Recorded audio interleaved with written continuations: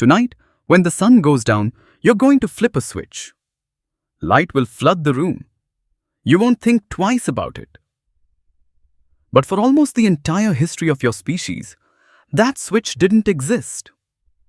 When the sun set, the world simply went dark. And the answer to what happened next is far stranger than you'd expect. For most of human history, night wasn't downtime. It was a second life.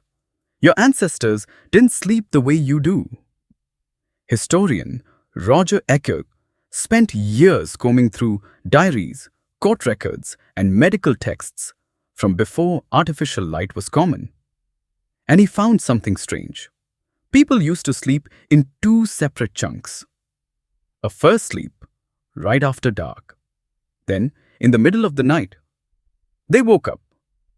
Not from fear, not from insomnia. It was expected. This waking hour had a name once. People called it the watch.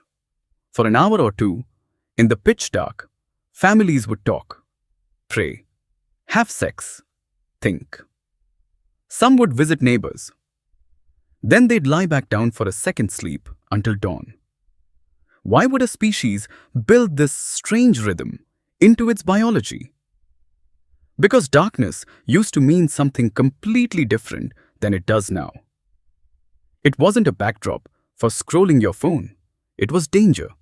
Real, physical, immediate danger. Predators hunt at night far better than humans do. Your eyes are built for daylight, not darkness. So for hundreds of thousands of years, when the sun disappeared, your ancestors' entire strategy for staying alive had to change. They gathered close. They built fire. Fire wasn't just warmth, it was survival architecture. Anthropologist Polly Weissner studied the Jew/Honsi people of the Kalahari, one of the last remaining hunter-gatherer societies, and found something remarkable about what happens when a fire is lit at night.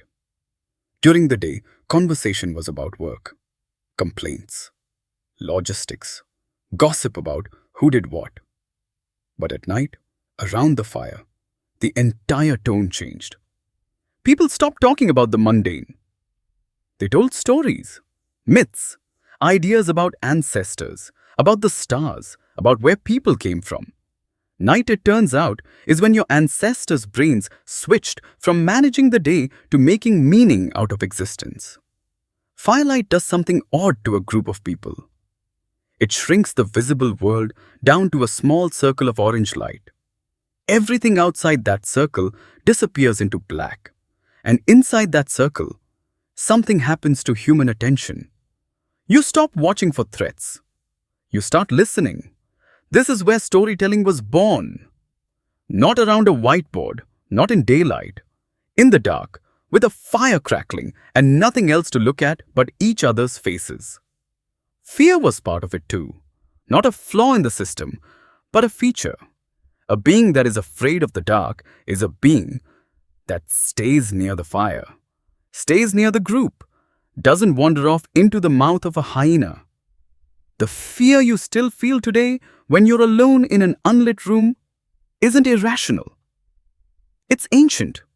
It's a survival algorithm still running in your brain. Thousands of years after the threat it was built for stopped being relevant to most of your daily life.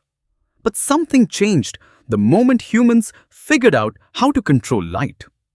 Harvard sleep researcher Charles Czeisler has spent decades studying what artificial light does to the human body, and the findings are almost unbelievable. Your circadian rhythm, the internal clock that regulates when you feel sleepy and when you feel alert, evolved entirely around the sun. It didn't evolve around light bulbs, didn't evolve around phone screens. It evolved around one light source, fire, and before that, nothing but stars and moonlight. When electric light entered homes, something in the human sleep cycle broke. The two-part sleep pattern that A. Kirsch found in old records slowly disappeared. Nights got shorter. Sleep got compressed into one long block, squeezed to fit around work schedules and modern demands. That strange nightly waking hour, the watch, simply vanished from cultural memory within a few generations. You lost something you didn't know you had. Here's the strange part. Your body still remembers. Ever wake up at 3 a.m. for no reason? Lie there in the dark, mind wandering, unable to fall back asleep right away. Most people assume something is wrong with them. But some sleep researchers now wonder if this is simply your ancestral rhythm trying to resurface. An old pattern, buried under centuries of artificial light, quietly asking to come back. The watch never really disappeared. It's just fighting against a modern world that has no place for it. And the fear? That's still here too. Ask yourself honestly why walking through a dark parking lot feels different than walking through the same space at noon. Nothing has physically changed. The concrete is the same. The cars are the same. But your body reacts as if a predator might be waiting. That reaction is older than language, older than fire even. It was already old by the time your ancestors fought.